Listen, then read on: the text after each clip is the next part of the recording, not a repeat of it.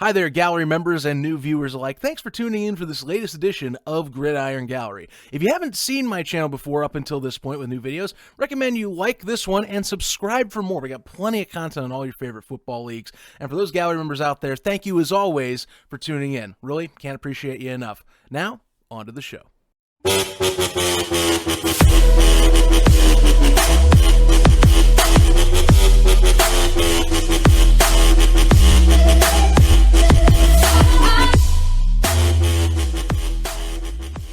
Joining me today on the Gridiron Gallery podcast, I have the pleasure to be talking with one of the top podcasters on the FCF scene. You know him as Jose Ruckus. He is part of the Aces Wild podcast. For those of you that are in FCF, first off, recommend you tune into this guy. Talks to some of the big, talked to plenty of the big players and some personnel from last year's version 1.0 season. And we're gearing up right now, Jose, for version 2.0. Plenty of news within the last 2 weeks. Jesus, it has been it's been a lot. I mean, I've been covering USFL for this coming week. Now I got to deal with keeping up with this by itself. And I'm just like, oh my gosh, a lot of stuff being thrown at us right now. Yeah, they really sat on it for a while, really wanted to get everything prepared, and now it's just like drop all the news. You know, this is like 6 months worth of news that's been building up that they're finally getting to drop on us. Right. We're not even fully done. We got 2 teams that they're adding right now. They're saying 8. So let's get into that while we're at it. By the way, if you didn't hear, this is part of why we're doing this right now. As of this recording, this day, really, the FCF announced that A, they're going to have 2 new ownership groups. B, both said ownership groups are focusing on NFTs. I'm going to be honest with you myself. I'm not an NFT guy. I know the league wants to do this NFT route, and they're fully committing to it by making not only a series of NFTs, but the NFTs buy you the fan pass to said team. So yeah, it's an totally interesting different option, especially when you compare it to a lot of other NFTs. Like I'm a little bit invested into Top Shots, which are essentially just virtual trading cards. This is more of there's an actual utility value to the NFT that you're buying. Right. You know, it's going to allow you to vote for the names, the colors, the uniforms, all that stuff, the logos. And then in the actual season, it seems that you're not going to be able to vote on the plays or draft the players unless you're an owner of the NFT. And then there's I believe there's some more options to like get you tickets to the game, VIP packages, depending on which level you buy in on. So it's not just like they're just selling these things just as a revenue source. This is actually like some utility to the buyer. Yeah, it's got plenty of utility. I mean, you are one of 10,000 total that you would be getting, 5,000 per rostered team that you would be part of, and you basically get a lot of the perks of a unlimited fan. It's kind of becoming an unlimited fan versus a NFT fan is what the new thing is with these 2 editions. So basically, say both of us actually are FCF Wild Aces guys in terms of our allegiance. Just throwing that out there while I'm at it. So, you know, for us, we get to, you know, call plays and all that jazz. We get to, of course, you know, be a part of the community, and we get to be part of the drafts. This essentially is that, but the NFT gives you that pass to all of that. So pretty much they're saying you can go to these 4 teams if you don't want to pay anything, but, you know, you can be part of a really selected community of owners. Kind of like, I almost equate it to a premium pass in gaming. Now, I don't know, maybe that's just how I look at it in my eyes. Could be wrong, but, you know, it's more of a selective thing. You're paying in for that. You know, you do have that option of free. I'm interested in that to an extent, because one of the things they're saying is like unparalleled behind the scene access is, I think, the term that they used. Right. And I find that sort of interesting because there are only two teams out of 8 that are going to have these NFTs. So is it a situation where if you're not a fan of one of these 2 teams, you just don't have access to it? Because by buying one of these NFTs, you're automatically converting your account from, let's say us, a Wild Aces fan, to Team 8oki or whichever one you decide to pick. Right. So I'm interested in hearing more details about that, because it seems very silly to me to lock away those certain things, not just from a monetary standpoint, because I paid for FCF Wild Aces ownership, right? Right. So Correct. like to lock it out just like because I'm not a fan, like I'd be willing to pay more to do some of these like behind the scenes stuff, VIP packages. I'd pay for those. Hmm. But if it's gonna lock me out of being a Wild Aces fan, then it's off the table, you know? Right. So here's my question. So I relate to this whole league for like the last year or so.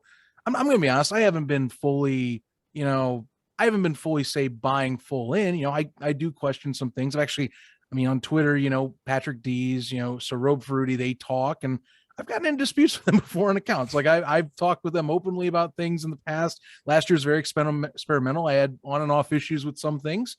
And this year, you know, I'm trying to, I look at this as with a lot of fascination and more of saying this is way different than anything else. So now I'm just kind of, to me, I'm more like trying to be hands off, but also ask things when it's appropriate. This is one of those moments I think where I'm going, okay, this is an appropriate time to start, you know, digging a little bit and kind of getting what's going on. Because here's something else.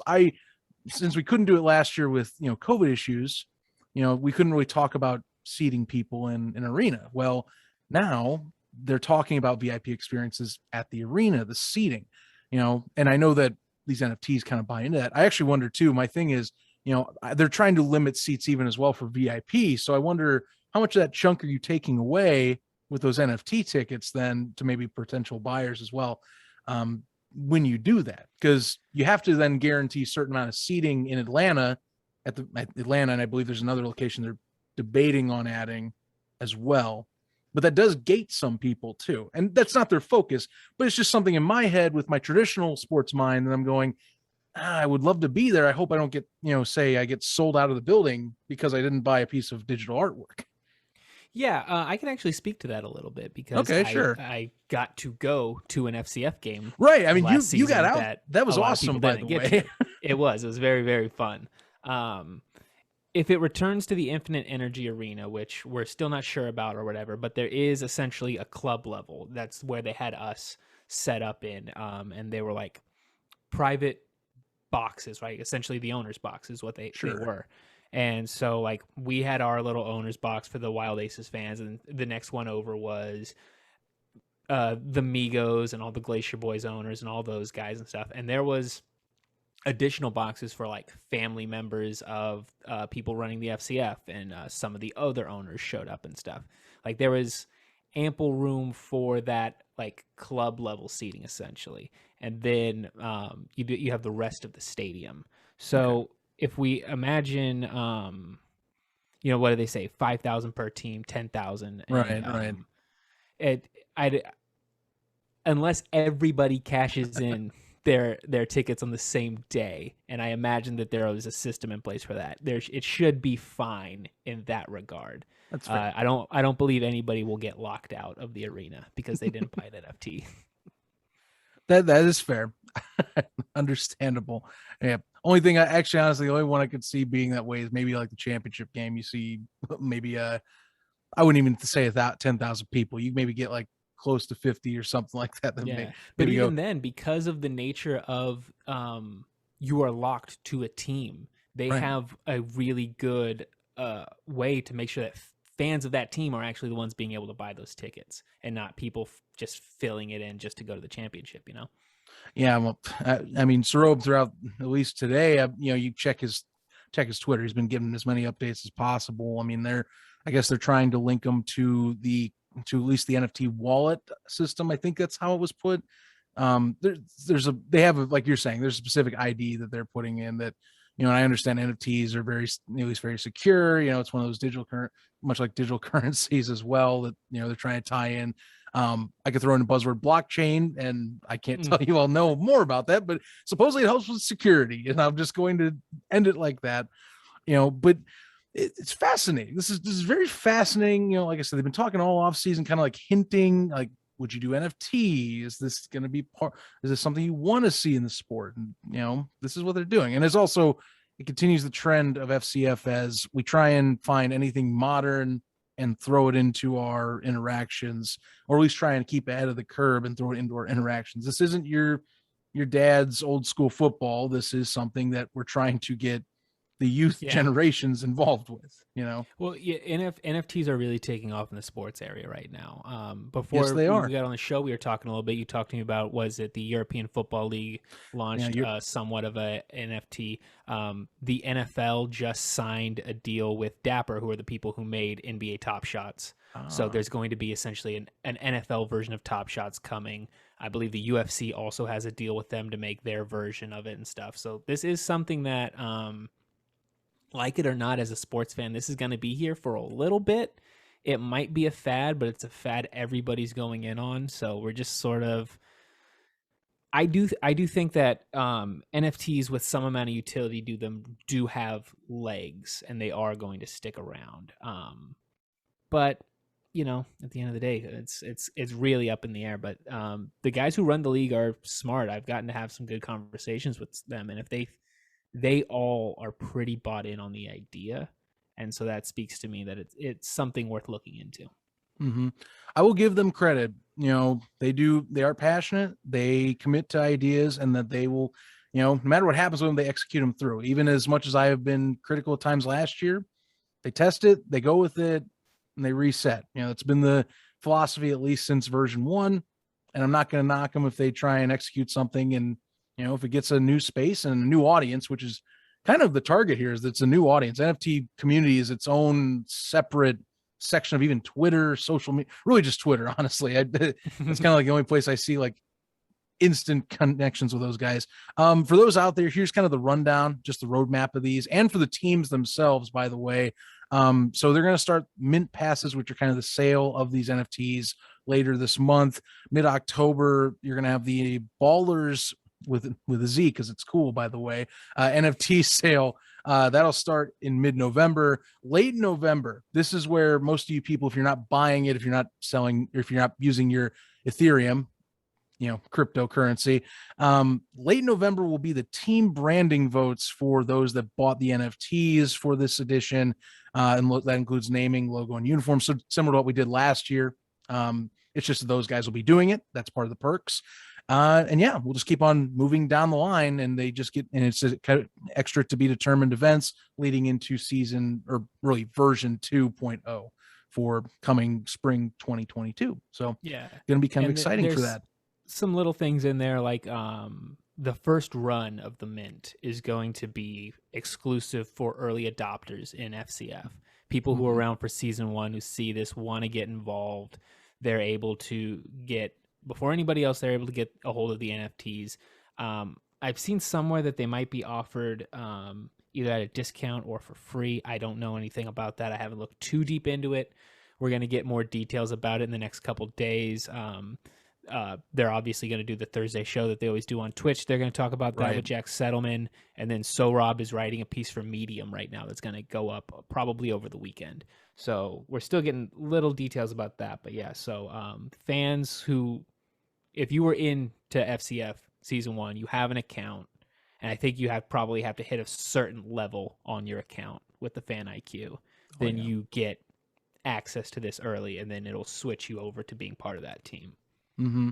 I'm curious how this, because we're also waiting on this, by the way. I imagine you've already applied for this too. The fan council is supposed to be, we're hearing, is supposed to have reveals or emails will be dropping here this month. So yeah, that might play into some of that. Their list, the list of people that they've accepted and stuff. I've heard that that's ready to go. I'm not sure what's the holdup in there, but it seems like it'll happen any day now, it feels like.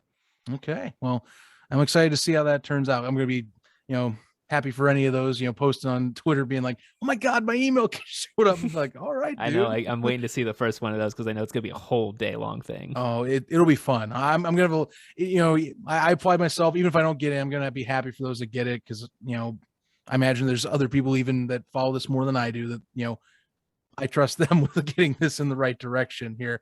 Before we move on to just kind of stuff that I wanted to touch on, or at least that, you know, kind of curious on your points with this, with the TV section. Where are my manners? I didn't even tell you guys what these two team ownership groups are. I can't believe I delayed it that long, but Here's the deal. So we got the two are going to be as follows. The first one's name is Team. I'm going to say is COD. It's spelled capital K, lowercase O, capital D, and it's a lot of owners, including Jack Settleman, who moved from the FCF Wild Aces and betrayed us dearly. I'm very saddened by that move, but it is what it is. The kid wanted to go over there. Whatever. It's cool. We'll just go win the championship without him. I got no problem with that. I built up a bit of a friendship with Jack. I'm disappointed that he decided to abandon us, but he can go join a losing franchise and we'll keep on winning. Right. I mean, hey, you met the guy in person. It's a little harsher when you meet the guy, there, and you get to talk a little bit, and he just goes and rips your heart out of your chest away from the action. Little rough. But I'm just gonna rapid fire this because there's a lot of people in this first one. In total, 10. So you have the Barber brothers, Tiki and Rondé Barber from the NFL. You also have, I'm just gonna say the names here: Mike O'Day, Cynthia Freeland, Blake Jameson, Jared Augustine, Drew Austin, Shara Senderov, Jasmine Mieta, and then of course Jack Settleman, as we already referenced. A lot of different personalities from different backgrounds. I know you have some from the NFL in there. I know Cynthia Freeland is part of that NFL. She actually has NFL analysis for NFL Network. So different places, different things. And the second group is pretty simple. It's Steve Aoki, and I don't know the guy's actual name. I know he goes by 888. That's all I can tell you. I'm going to assume one of the NFT experts in the community. I believe he actually makes NFTs is the deal. Yeah. That was as far as I got with it, with trying to distinguish, but they're pronounced Aoki. So take one of the eights, take Steve Aoki's last name, boom, Team Aoki for now. That might change, or they might just run with it. Again, they're going to vote on this, so they can just throw names out. It's honestly a pretty good name. It's kind of cool. I tell you what, I would put it, if I were being ridiculous, I would take the NFT that 888 uses, take the head, and maybe like Photoshop on Steve Aoki's hair onto the back of it. Maybe like make a Jesus monkey with a halo. I don't know if that's offensive. Maybe they'll bail out, but like that's like my first quick grab. Or just take the head, put it on Steve Aoki's body, and then maybe you can leave the halo off, and then you can go from that. I'm not sure. I'm just saying. I like it. I feel it. It's possible. So those are two guys. Again, we got two more teams supposedly coming up. Well, not supposedly. It's definitely happening, coming up later this year. Probably going to be pretty soon because they're starting to rapid fire news at this point, gearing up for version 2. Speaking of that, something that was before this that I kind of want to get some last minute thoughts on this before we move our separate ways. Television. We were hearing about maybe some different distributors going to be part of this. Twitch has been great. This platform works perfectly for Twitch. I love it. I know that you can watch via app, but using Twitch for this, they did an excellent bang up job with it last year, and they're going to get a chance to expand to really more of a mainstream audience. Something I was curious about how they would do that, since this is more targeted for gamers. Well, how would they get the mainstream? And they're going to start doing that slowly now with a new deal. They are teaming up with NBC via certain platforms, NBC LX, which this is the first time I've ever heard of their subsidiary, NBC LX, and this might be one of those things that helps push it into a spotlight. But the bigger draw on this, you should see, they're going to be on Peacock. So they will have a section on the Peacock sporting section dedicated to FCF and exclusive content for it too. Pretty badass. This one got me really excited, man. Really excited. So this was kind of funny. A lot of us who were in the know were aware that something had been signed with NBC in season 1 very early on. And so we spent all of season 1 waiting to hear when the TV deal was coming, when was it going to get announced. And then the championship game got announced for the NBC LX or whatever it is. And that was the first time I had heard of that. And I was kind of confused about that. Didn't even know what it was. But the big news here, and is what I was telling people to look out for, is that streaming rights. Yes. That's what this entire league was focused on more than anything else. If you look at a lot of the other, sort of alternate football leagues and stuff, USFL, XFL, all of them at this point. There's so many. Right. They're all going for it, trying to get TV rights deals, which is it's smart when you think about it because like I mean, obviously, like the relaunch of the XFL, right, happened when Vince McMahon started negotiating the SmackDown TV deal and saw how much money was on the table from Fox and was like, okay, we're going all in. We're going to get more of these TV rights deals. Live TV is huge right now, but every single media company in the world right now has their own streaming service. Oh, yeah. And they need stuff to put on it that happens regularly because they need you to pay by the month. So having a foundation with Peacock, who's buying up a lot of sports rights at the moment right now, I think that's a very smart deal. I was predicting they would end up going with Amazon because I know Amazon's trying to get in the football game to an extent. Already with Twitch too. Mm-hmm. You know, sign that deal with them anyway. But I know NBC's throwing around a lot of money with Peacock right now. They obviously went and they bought the entire WWE library, so they're really committed to getting content and some kind of live content to an extent because they do the WWE pay-per-views and stuff through there as well, and live sports already. They have a foundation for it, so the signing of this Peacock deal is huge. I don't know any of the details. I don't know how much money I get. I'd expect that they got paid a decent amount for it. You would hope so. But this is one of those things where if they continue to build up over the next couple seasons, when they sign their next deal, that should be like huge. Right. And well, the farther you can get with that, because, you know, we talked about traditional seating and all that, which is kind of, I know the NFT conversation with the new teams, but I mean, they've been targeting since day one. It's all about, you know, and of course, in a modern setting with sports, it's about getting your TV rights deals and the money on the side. And that's not focused specifically with butts and seats. And that's exactly what you're going to be doing here. I mean, that this at least puts you even more so in the door. And it's going to be possibly for even more distributors. I mean, we had Sarob and even Patrick Dees, you know, that have hinted at this might not be the last that we hear on distribution and where it could go, which of course they're obviously working in the background, but I mean, it's still not a bad start. Like Peacock alone, I mean, you're talking, if you didn't say it, I was going to make a joke like you're talking Vince McMahon. Yeah, he diversified his portfolio and put all his content on Peacock, even though he already has SmackDown already distributed over to Fox for $1 billion over 5 years. You know, it's amazing how much money you can make on this, but streaming is kind of the future in terms of just companies want their slice of the pie. And if you give them something that no one else has, like this, people are going to take risks and buy in a little bit more to get ahead of the competition. And you're absolutely right. NBC has been aggressive as hell right now. You know, you even include IndyCar in there, and there's various other sports that I can't tell, like, come off the top of my head, but I believe they have the rights to most of the tennis Grand Slams, some professional soccer, lots of stuff over there. Yeah, the portfolio keeps expanding. At least it seems like every few months. This is just another one. So it was a good deal. And, you know, I don't know. Like I said, who knows? I almost am wondering the way they hinted that. What if we get to see a game played on NBC?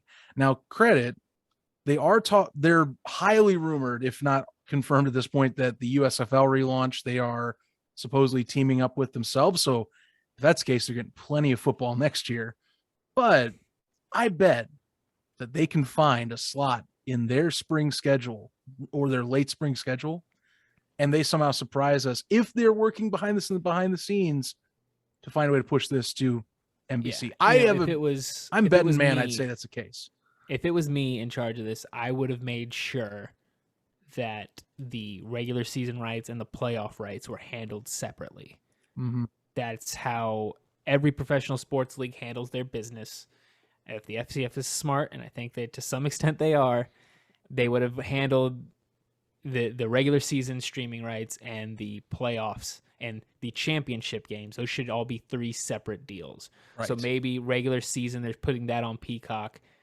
You get to the playoffs, you get to the championship, they put that on live, whatever your local NBC affiliate is. Gets more exposure, and might be your first time for some that aren't as connected in. I mean, Twitch it's getting more mainstream, but it doesn't touch everyone, but it hits the demographic they wanted, which is 18-25 range. So this might be the case. That's what I'm thinking. If they're hinting at that, they have that good relationship, they have time, it would just be the sweet. And this would be more of a proof of concept. They could try it. NBC, if they don't like it, they can go back to the streaming. But if they prove that the streaming works, you can still get a media rights deal, at least I would think, for expanding on the streaming and helping build their portfolio. So yeah, stuff you can work behind the scenes. It's fascinating. These are good steps. Like so far, these are good steps right now. Yeah, it's and they're set up so well for. And I know NBC's talked about wanting to make, as you said, other kinds of content, not just streaming games. They're set up so well to do that kind of stuff. We saw in season 1. It's not going to be a bubble this next season, but it is going to be one location again. Mm-hmm. And they essentially built a TV studio inside of a hotel. And I expect them to do the same thing again, to be able to put on whatever shows they want to do. Some of them being on Twitch, some of them being on Peacock. There's going to be so much content coming out of FCF during the season. It's really smart. They're not trying to get other people to make their content for them like a lot of these leagues do, where they try to get, we got to make sure ESPN talks about us. We got to make sure CBS Sports talks about us. It's like, no, we're going to talk about ourselves, and we're going to put on a show every single night talking about our league. Yeah.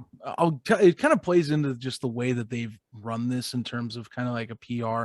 I know that in some of the other alternative communities for football communities, the FCF does come off as a very cocky, shoot by the hip type of community.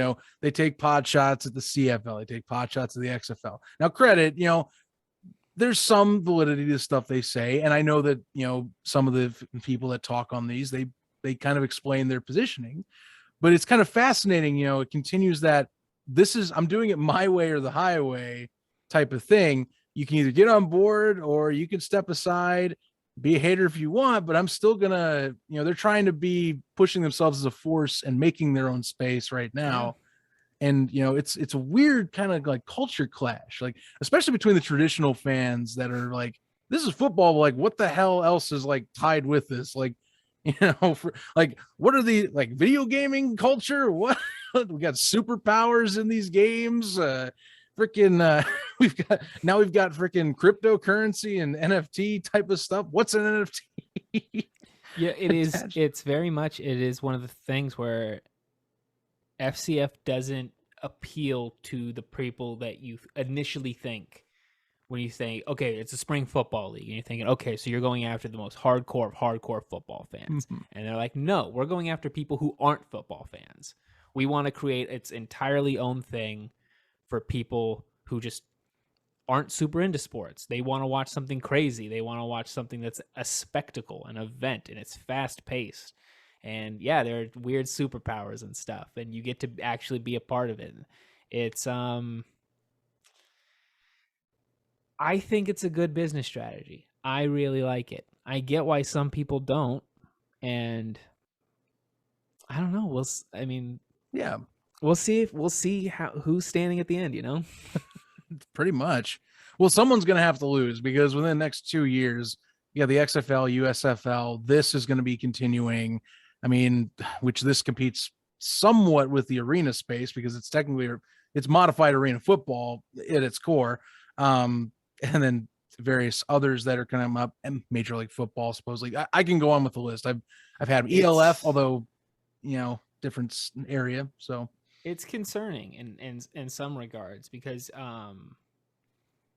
there's some old business sayings of like, I mean, you can go back and look at like a lot of different things. One things that I like to look back on is like comic book stores in the 90s.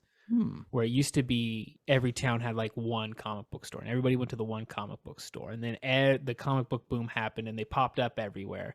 And at the end, it wasn't that the best run comic book store stayed around. It's that everybody went out of business. So I hope that these different leagues are very cautious about how they operate, and that this doesn't really put the dagger in the dream of spring football once and for all. But I don't know. I think a couple of these leagues really do have legs over some others. So hopefully that they just get them in there. At least the interest is there. It's palpable. It's at probably its biggest, at its almost its zenith, if you will. My vocabulary being expanded more as every episode goes on with these with words like zenith, but it's coming to a head here, and at least this year and next, and it'll be fascinating to see. Jose, hey, thanks for joining me. By the way, really appreciate it. And before we go, kind of just want a last question for you, and Okay. maybe one that I'll even add on for my takes. What do you want to see adjusted, or what is like a pathway towards version 2 that you want to see some things come out? Again, we have the fan council that's going to be announced here soon, that you've said the list is basically there.